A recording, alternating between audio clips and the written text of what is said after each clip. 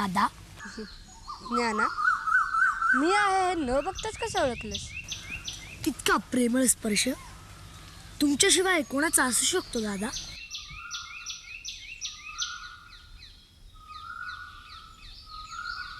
इथे बसून काय करतोस ज्ञाना?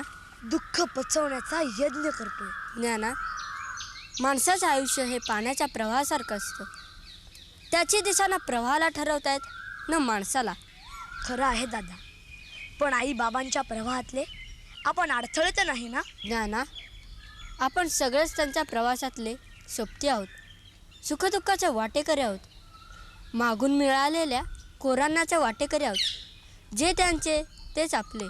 दादा, आई बाबांच्या पोटी जन्माला येऊन आपण त्यांना फार क्लेश दिले का?